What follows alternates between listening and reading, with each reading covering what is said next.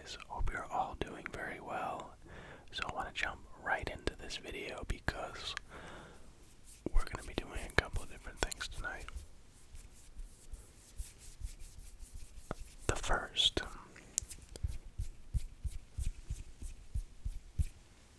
is I've been wanting to make another hand sounds video.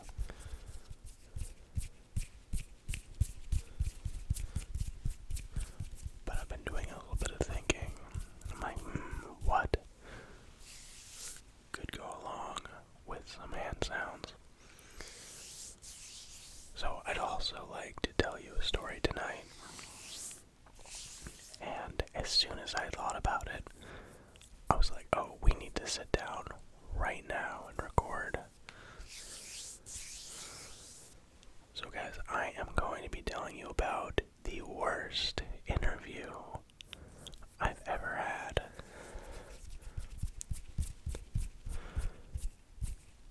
So let me set the scene. Now, there are times in your life where you're sort of in between jobs for one reason or another, and you are, I was gonna say afraid, and then I was gonna back off because, I wanted to seem more confident, but fear does enter the equation, no doubt.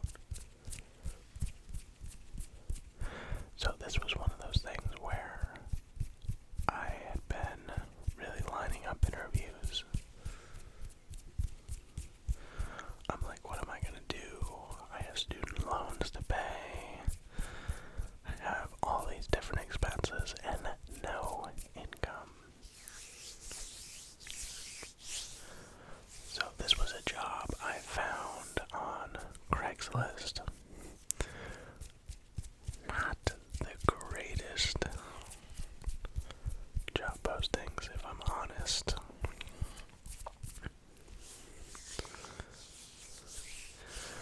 But this one I was like, you know what? I gotta take a chance. I need to be doing something. So, the interview is arranged. I drive over to the office. I think it's it was a weekday, probably around noon. And the person who happened to see my resume graduated from the same school that I did a couple of years prior. So, we're talking shop a little bit. And she basically says, I'm going to be conducting the interview with the principal architect. And he's just on the phone now, but he'll be out soon. I was a little bit early, maybe about 15 minutes early or so.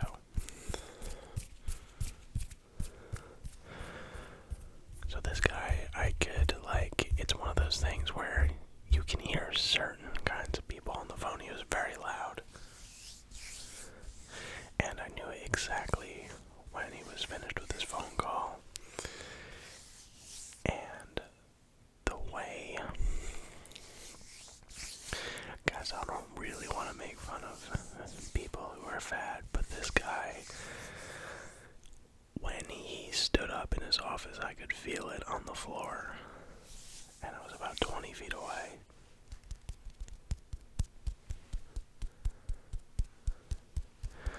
So he comes out of his office, introduces himself, and his outfit, I can still remember, and it will never not be funny to me, but he was wearing these cargo shorts, a dress shirt with a fishing vest, and then to top it all off, he was wearing a fisherman's cap too.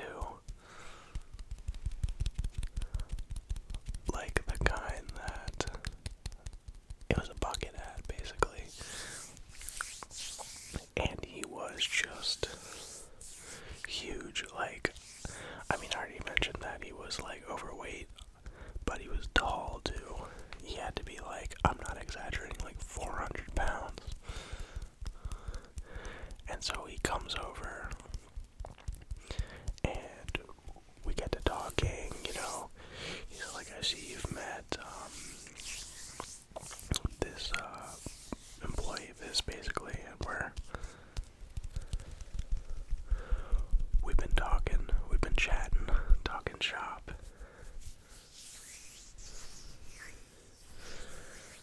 So,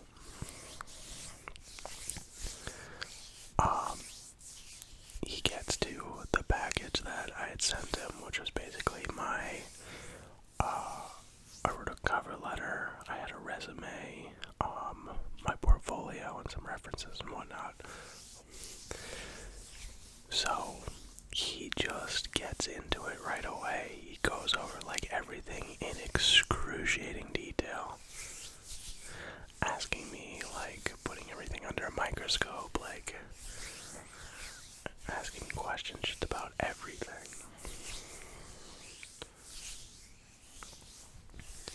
And I'm, like, doing the best to answer all the questions, but I've also never had someone who has been, like, that in-depth. So, it kind of weirded me out a little bit. And then he gets back to what school I went to, just talking about that.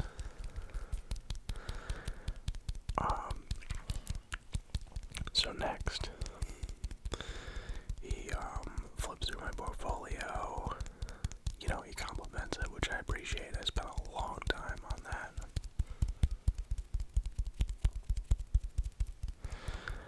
And it's going pretty well, although I've already been there for a while. Usually a normal interview would have been over by that time. So he's basically like, would you like a tour of the office? And of course you gotta say yes. The office itself was fairly small, so it was like,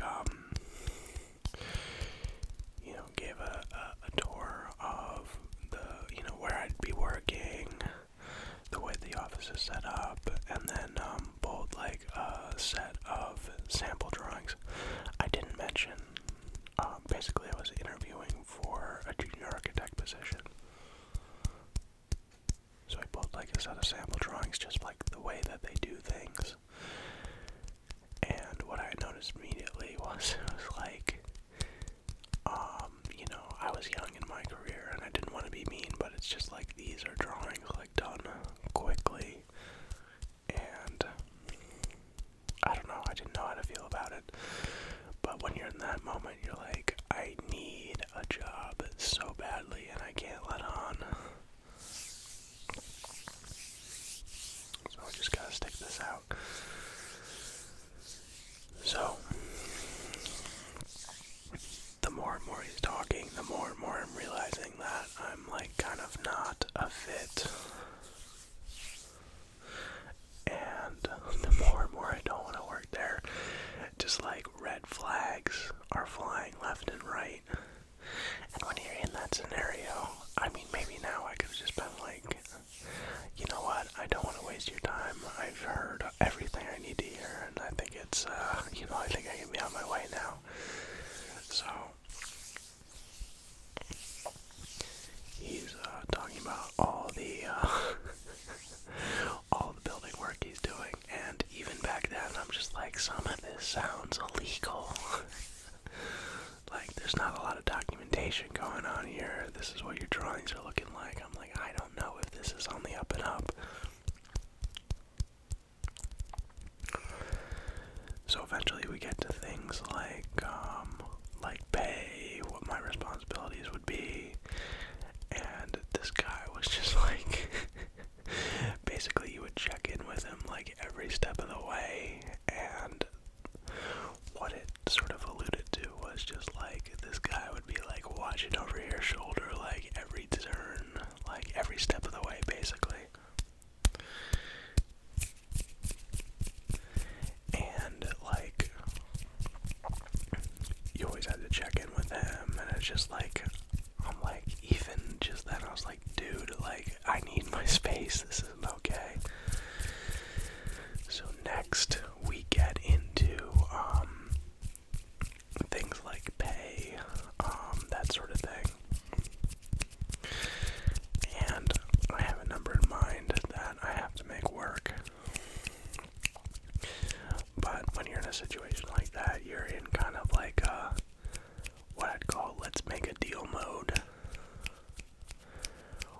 just saying to yourself, you know what, I need income. Maybe this is a temporary thing. I don't know. All sorts of these kinds of things that don't really make sense, but you're so desperate that you just have to kind of consider all of these different things and weigh your options. So I'll never forget, I was salaried at the time, but I broke it down into sort of like an hourly, what would work for me. And basically this dude offered me like half of what my number was to start. And then it was kind of like eventually, eventually we could probably work you up to that. And I don't know.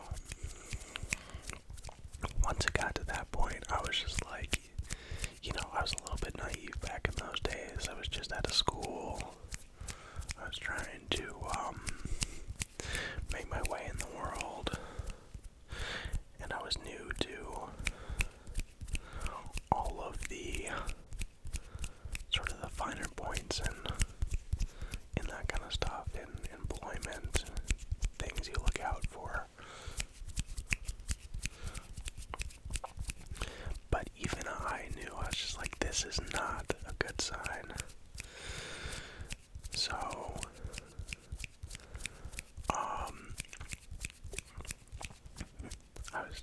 I do that thing where you like pretend to consider it, but you're just like, there's no way. So I'm just like, I need to think about it. And maybe, I was kind of thinking about it because I wasn't really getting any offers. So I'm just like, is there any way that I can make it work?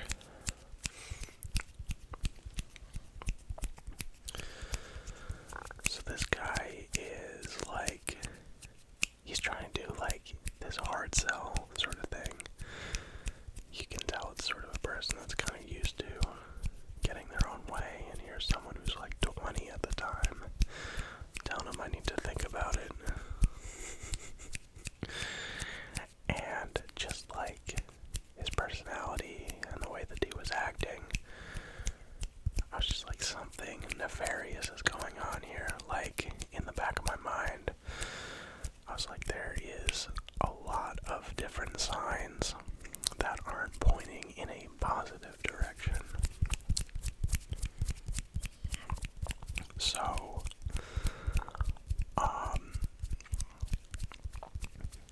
basically, I was just like, let me think about it. Like, give me a couple days to get back. And I knew, the chances were like 95% that the answer was going to be no. But, sometimes you humor people a little bit and then you deliver the bad news with like a phone call or whatever. So a couple days passes and, I am legitimately thinking about it, but I always come back to just, this does not feel like a good fit for me. So they kind of call up and just like, what are you thinking? Like, I know that maybe it wasn't like the salary expectations that you had, but we'll do our best to get you to like bare minimum, basically. Like, the number that I had was just like, what is the bare minimum that I need to survive? Like, to pay my bills, to put food on the table. It wasn't like, I was like, I need $100,000. So, the ending to that story is I ended up getting another job at a firm that was fairly close by there. So I happened to find out that there was an investigation started into that firm that I had interviewed for. So guys, more of the story is